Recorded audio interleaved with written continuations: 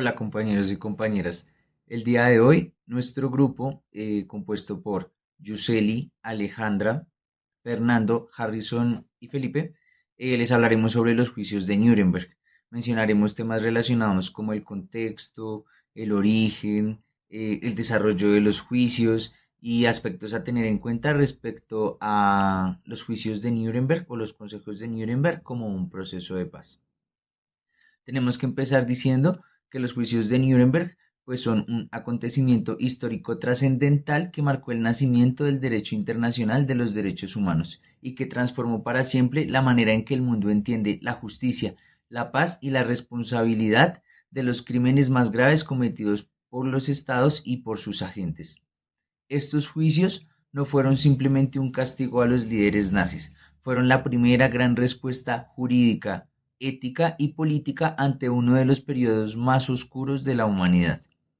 Para hablar un poco del contexto, podemos comprender por qué Nuremberg fue tan importante en la historia de los derechos humanos. Debemos ubicarnos en el contexto de la Segunda Guerra Mundial, un conflicto que tuvo lugar entre 1939 y 1945 y que dejó a millones de personas muertas, ciudades destruidas y continentes enteros sumidos en el caos. Al finalizar la guerra, el mundo descubrió la magnitud de las atrocidades cometidas por el régimen nazi: genocidios, torturas, desapariciones forzadas, deportaciones masivas y una política de exterminio sistemática basada en criterios raciales y políticos. Durante esta guerra, algunos rumores y reportes ya habían sobre estas atrocidades, pero fue solo hasta el final del conflicto cuando se encontraron evidencias irrefutables como campos de concentración y de exterminio como Auschwitz, Enteblikán y Sobibor, montañas de cadáver, cámaras de gas, hornos crematorios, fosas comunes y en documentos oficiales donde el exterminio estaba planificado, registrado y justificado mediante leyes raciales. Es por esto que las potencias aliadas enfrentaron una pregunta fundamental: ¿cómo juzgar crímenes que no tenían precedentes en la historia de la humanidad? Y cómo responsabilizar a los individuos y no solo a los estados de actos que superaban cualquier marco legal conocido. Es entonces que se crean el Tribunal Militar Internacional en 1945. Países como Estados Unidos, Reino Unido, Francia y la Unión Soviética acordaron crear este tribunal militar con sede en Nuremberg, una ciudad simbólica porque allí se habían proclamado las leyes raciales del nazismo y de Hitler. Este tribunal tenía la misión de enjuiciar a los principales líderes del régimen nazi por tres categorías inéditas en el derecho mundial: crímenes de guerra, crímenes contra la humanidad y crímenes contra la paz. Es por esto que mencionamos que Nuremberg pues da un punto de inflexión, es decir, por primera vez en la historia se juzgó a individuos por violar normas internacionales. Además, se declaró que obedecer órdenes de superiores no exime la responsabilidad penal y se reconoció la existencia de crímenes tan graves que afectan a toda la humanidad sin importar las fronteras ni los gobiernos. Esto significó que la comunidad internacional asumió la tarea de proteger la dignidad humana por encima de cualquier sistema político, militar o ideológico. Es por esto que la difusión de los testimonios, fotos, documentos y experimentos médicos nazis conmocionó al mundo. Ya en el desarrollo, mis otros compañeros van a entrar a detalles sobre el juicio, a quienes acusaron y bajo qué parámetros. Entonces, a partir de allí, la humanidad entendió que debía establecer normas universales para evitar que algo así volviera a suceder. Este reconocimiento llevó a afirmar que la dignidad humana es un derecho inherente, universal y no negociable. Ningún gobierno, ideología o religión tiene legitimidad para violar, justificar su violación o permanecer en silencio ante esta. Por otro lado, los juicios de Nuremberg no fueron solo un proceso judicial, sino un acto fundacional que dio origen a los derechos humanos modernos y a los principios básicos que hoy sustentan los mecanismos de justicia internacional y los procesos de paz. Su legado sigue vigente y sigue guiando la manera en que las sociedades enfrentan los conflictos y buscan justicia, construyendo y reconociendo las responsabilidades respecto a estas violaciones. Entonces, a partir de esto, quisiera mostrarles un pequeño video relacionado con el contexto de los juicios de Nuremberg, información muy corta, y ya posterior a esto mis compañeros van a desarrollar cada uno de los puntos respecto a los juicios, respecto al, como tal al proceso de paz y finalmente poderles entregar a ustedes una información alineada y aplicable para esta materia. Muchas gracias.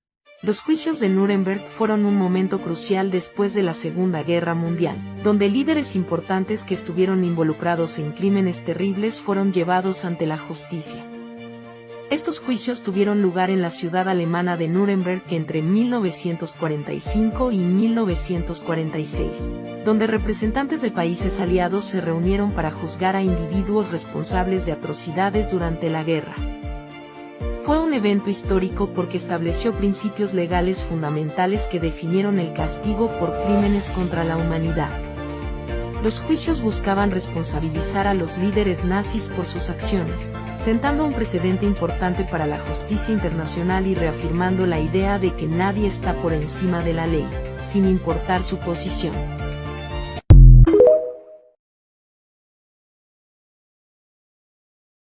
Continuando con nuestra exposición, quiero hablar sobre los principales acusados, los cargos y el desarrollo de los juicios. Como ya hemos mencionado, los juicios de Nuremberg se dan entre 1945 y 1946 principalmente a la cúpula militar del Partido Nacional Socialista, los nazis. Y en eso encontramos que los que fueron juzgados, pues estuvieron 24 líderes, ¿listo? Principal, digamos, el proceso principal llevado a cabo por el Tribunal Militar Internacional, que fue conformado para estos juicios, se llevó a cabo entre el 20 de noviembre de 1945 al 1 de octubre de 1946, y se centró, como ya lo habías mencionado, en los 24 líderes de más alto rasgo que fueron capturados, ¿sí? Se juzgó a los nazis de crimen de guerra, crímenes contra la paz y crímenes contra la humanidad. Y cabe resaltar que no todos ni los más importantes fueron juzgados. Quiero decir, porque Hitler, hay material que dice que se suicidó, Himmler y Goebbels ya se habían también suicidado, ¿sí? Estos dos que eran de altos cargos, digamos que toman esa decisión, aunque más adelante pues se va a hablar de que hubo conspiraciones, que pudieron haber llegado a otros lugares. Pues sinceramente sí es verdad que al Cono Sur latinoamericanos llegaron algunos y se mimetizaron, pero también es verdad que otros con la operación Paperclip y la operación de los soviéticos, pues parte, digamos, del estado científico que estuvo tratado por el Partido Nacional Socialista, fue llevado y se les quitaron los cargos. Es decir, de alguna manera se limpió el nombre y no se les llevó a juicio, sino que se les dio como la posibilidad de reorganizar su vida a través de entregar todos los secretos científicos y avances que tuvo el Tercer Reich. Pero cabe destacar que el máximo jefe, que fue Hitler, pues al parecer se suicida, igual que Himmler y Goebbels. Entre los principales altos mangos juzgados estuvieron diversos, digamos, personalidades del Partido Nacional Socialista, que entre los cuales estuvieron militares, políticos, líderes económicos e ideológicos. Algunos de los más notables fueron Hermann Göring, que era el comandante de la Luftwaffe y el segundo hombre más poderoso del Tercer Reich después de Hitler, aunque Himmler también era una persona que disputaba cargo. Rudolf Hess fue el segundo al mando del partido nazi, aunque en el momento del juicio ya estaba encarcelado en Reino Unido. Joachim von Ribbentrop, ministro de Asuntos Exteriores del Reich, Weylin Keidel, jefe de alto mando de la Wehrmacht, Alfred Rosenberg, ideólogo principal del partido nazi y ministro de los territorios ocupados del Este, Ernst Kautler, el oficial de la SS mayor rango juzgado, Karl Donitz, comandante de Marina de Guerra y sucesor designado de Hitler, y Albert Speer, arquitecto, ministro y armamento y producción de guerra. También Martin Bormann, el secretario de personal de Hitler, fue juzgado en ausencia y condenado a muerte, aunque durante mucho tiempo se supuso que había huido. Algunos rumores decían que fue encontrado en Berlín y posteriormente encontraron su cuerpo y se le hizo el cotejo de ADN y él y otro personaje fueron encontrados. Así que pues ya estaba muerto cuando lo juzgaron al parecer. De eso, de los juicios posteriores, porque digamos, si bien se van a hacer los juicios, el juicio como tal va a tener más de 200 sesiones, pero se van a hacer unos juicios adicionales, unos 12 juicios, conocidos como los juicios subsecuentes de Nuremberg, llevados a cabo exclusivamente por tribunales militares estadounidenses, y estos se centraron en grupos específicos de criminales de guerra como médicos nazis, jueces y fiscales, y líderes de el Snackgruppen, que es el Escuadrón de la Muerte, e industriales, como el uso del trabajo esclavo o el caso Krapp. Esto es muy interesante, digamos que desde el punto de vista legal, algo que hay que decir es que todo lo que se hizo legalmente. Es decir, todo surtió las determinaciones que se tomaron por los nazis, utilizaron el aparato legal, la ciencia jurídica, para determinarla y hacerlo. Y de hecho lo registraron. Y es una de las cosas que, digamos, la posmodernidad va a hablar y va a decir es, ¿qué pasó? O sea, si los avances científicos sirvieron para acabar con la humanidad, si los avances humanísticos y legales lograron determinar una máquina de guerra que hizo un genocidio y empezó a acabar con los otros, entonces, ¿qué fue lo que pasó? Entonces, no necesariamente, y una de las cosas que más adelante tocarán mis compañeros es que la legalidad no de por sí, las ciencias jurídicas vistas desde el positivismo, que hay que cumplir lo que dice la letra, no de por sí dan un imperio de la justicia, sino que también se puede utilizar ese imperio de la justicia para utilizarlo en contra de la misma humanidad. Es algo que nos deja como enseñanza. El proceso como tal, durante y después de la Segunda Guerra Mundial, se revelaron al mundo las atroces prácticas del régimen nazi, del Tercer Reich.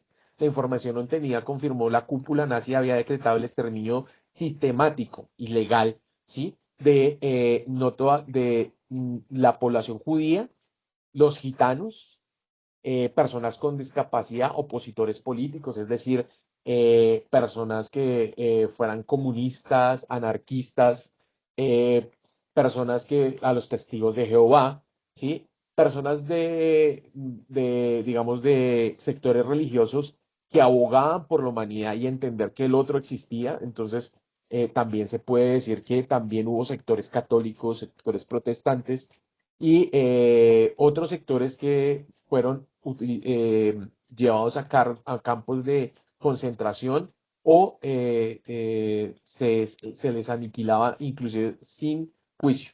Es decir, se les aplicaba la pena máxima, la muerte y solo por ser diferentes. Todo lo que era diferente en este sistema era aniquilado.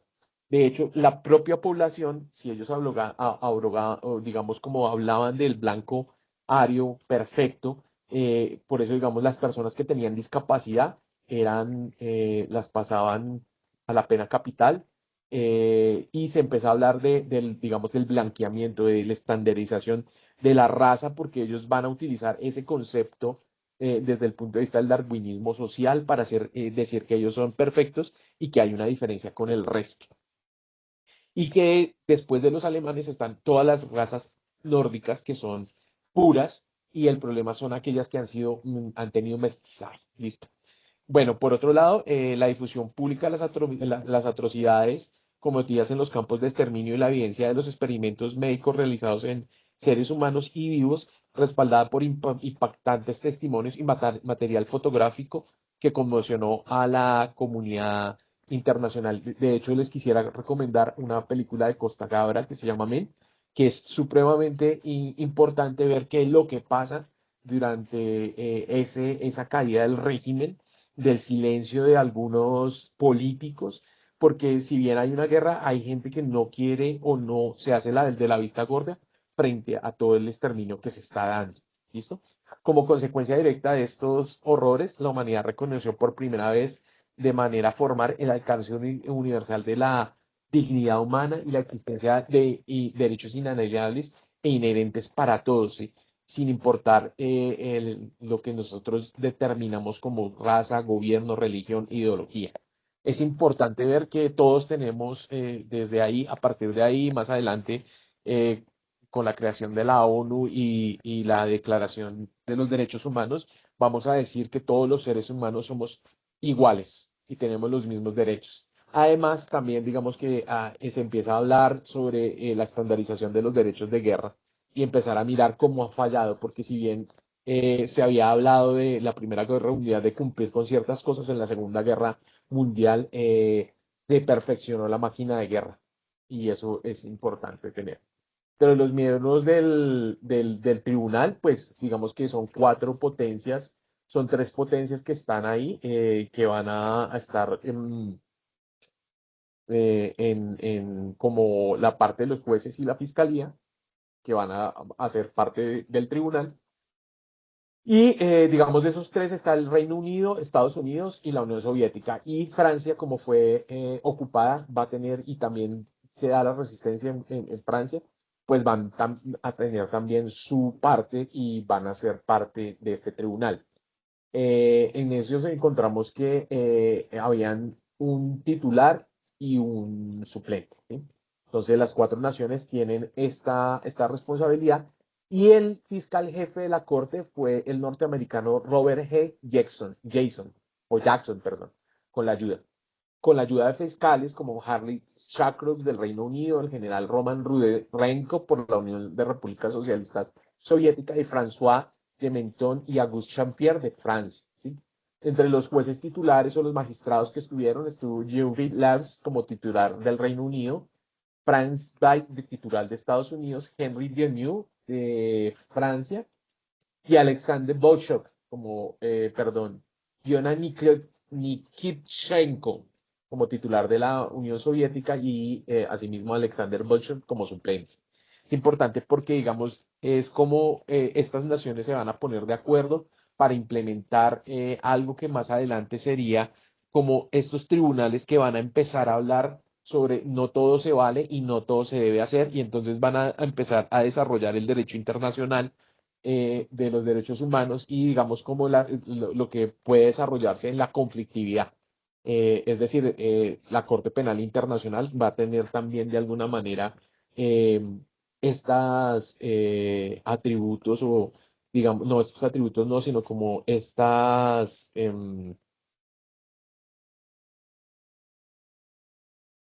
les van a dejar como estas semillas, ¿sí? Que más adelante pues germinarán y se seguirán desarrollando.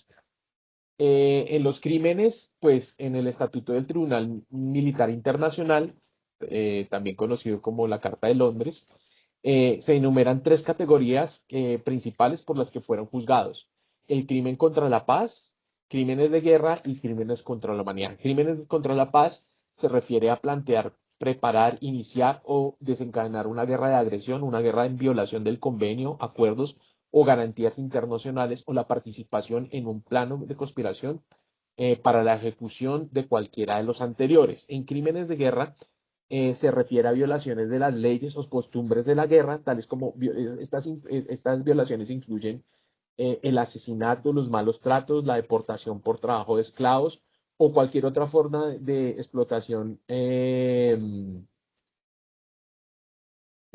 explotación a civiles en territorio ocupado. Por otro lado, el asesinato o malos tratos de los prisioneros de guerra a personas en el mar, la matanza de rehenes, la explotación de propiedad pública o privada y la destrucción masiva de ciudades, aldeas, pueblos o devastación no justificada por necesidad militar. Es decir, no todo vale y no por atacar un asentamiento militar, entonces yo puedo atacar toda una población. Eh, digamos que desde ahí se va a generar jurisprudencia más adelante para tener en cuenta, digamos, el DIH, lo que nos plantea. Crímenes contra la humanidad, pues se refiere al asesinato, al exterminio, la esclavitud, la deportación y actos inhumanos cometidos contra cualquier población civil antes o durante la guerra, o las persecuciones por motivos políticos, raciales o religiosos en ejecución o en conexión en cualquier crimen que caiga dentro de la jurisdicción del tribunal, sea o no en violación del derecho interno del país donde se perpetraron.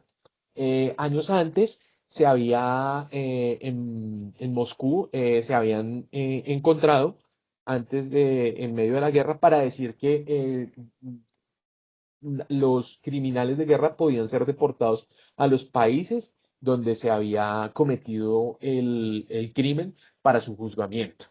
Sin embargo, aquí se va a dar, digamos, principalmente en Nuremberg porque van a estar los países y de ahí se van a tomar las determinaciones para hacer para aplicar la justicia, la administración de justicia y desde ahí lograr realizar como estos juicios que llevarían eh, a un veredicto en octubre de 1946 y como les decía, se llevaron a cabo 216 sesiones. De los 24 acusados, 12 condenados a muerte, 7 a prisión y 3 absueltos.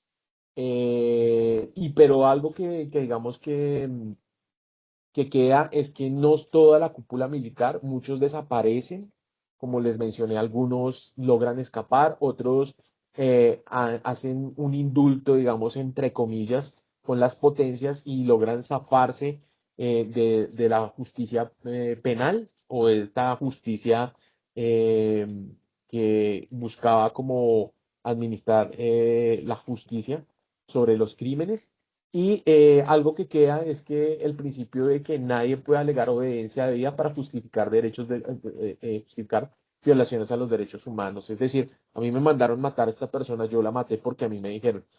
Se parte de que las personas saben que lo que están haciendo es, está mal. Y pues ahí quedan algunas cosas para el debate jurídico, ¿no? Y eso ya serán legales. Y es si a ti te inducen al engaño a través de mentiras, ¿qué tanto sería la responsabilidad? Pero sin embargo, si tú sabes que lo que estás haciendo está mal y lo haces porque te dieron la orden, pues ahí no hay nada que hacer.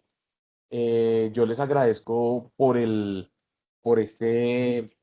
haberme escuchado. Continuamos con la exposición de mis compañeros.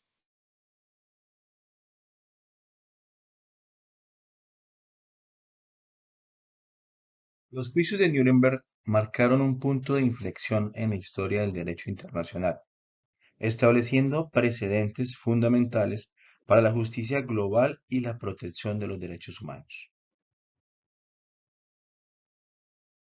Nacimiento del derecho penal internacional.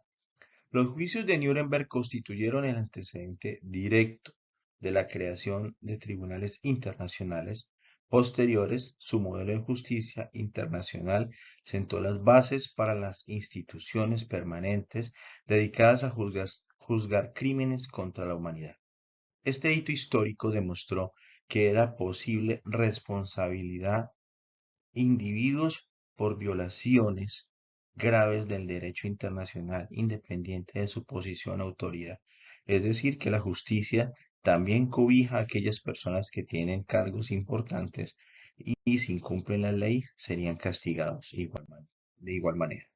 Los 7 principios de Nuremberg. En 1950, la Comisión de Derechos Internacionales de las Naciones Unidas codificó los principios fundamentales emanados en los juicios de Nuremberg, estableciendo estándares universales para la justicia internacional. Aquí vemos 4 de estos principios. Responsabilidad individual.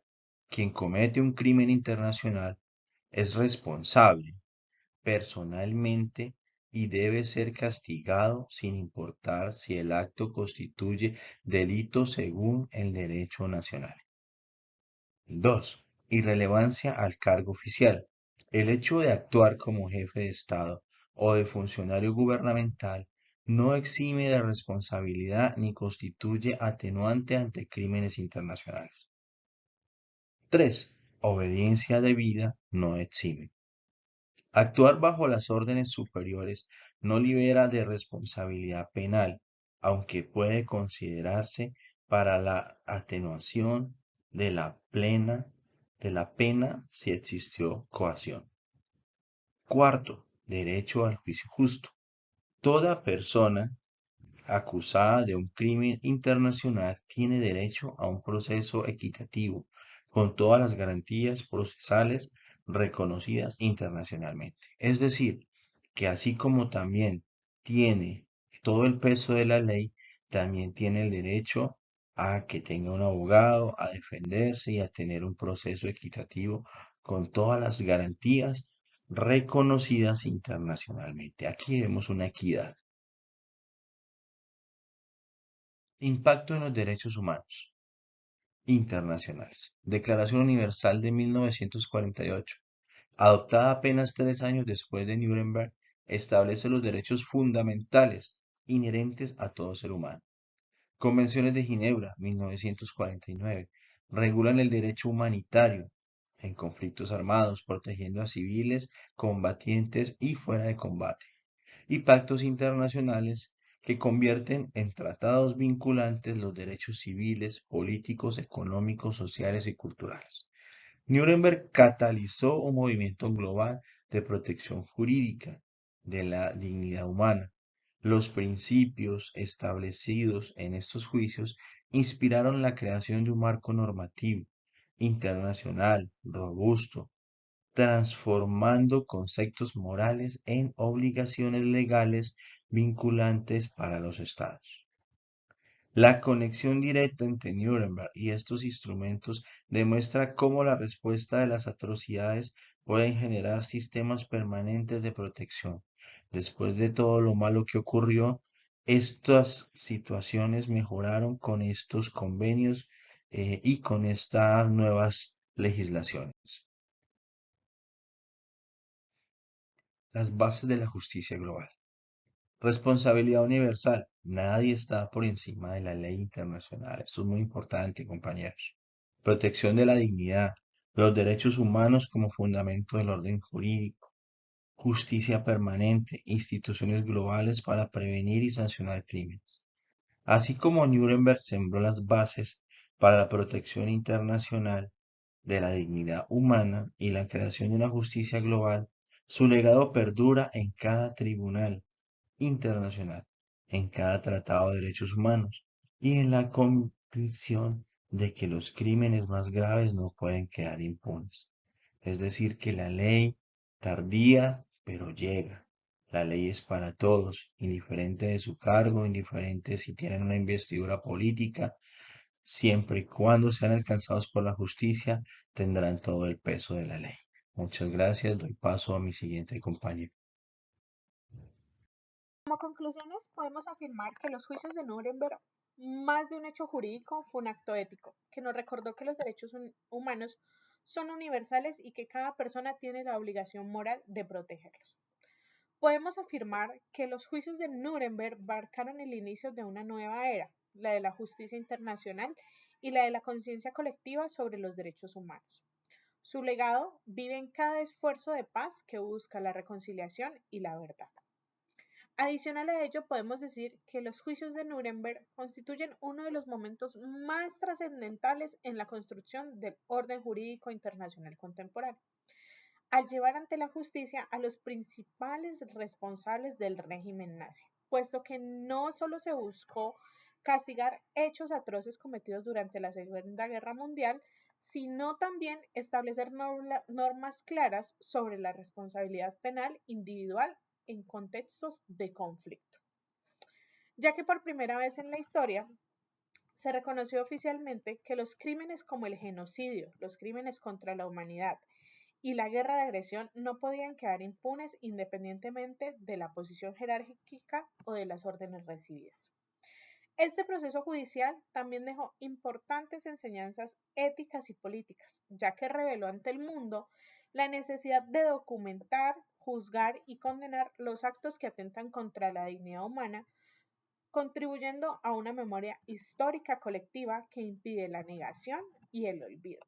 Además, los juicios demostraron el valor del derecho y del juicio público como herramientas para enfrentar atrocidades masivas, evitando que la venganza o la justicia arbitraria dominaran la posguerra. A largo plazo, Nuremberg influyó decisivamente en la creación de instituciones como la Corte Penal Internacional, así como en múltiples tratados y convenios destinados a proteger a las poblaciones civiles y limitar el abuso de poder. Su legado continúa siendo una referencia obligada para comprender los principios de justicia internacional, la defensa de los derechos humanos y la importancia de la responsabilidad moral en los tiempos de guerra.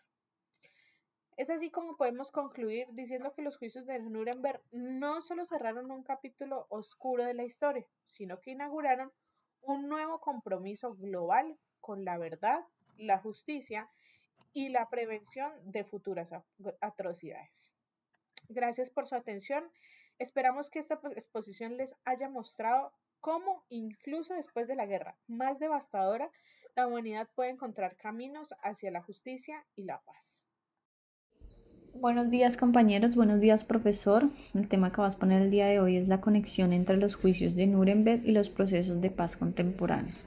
Como ya lo habían hablado mis compañeros, los juicios de Nuremberg celebrados al finalizar la Guerra Mundial marcaron un antes y un después en el derecho internacional.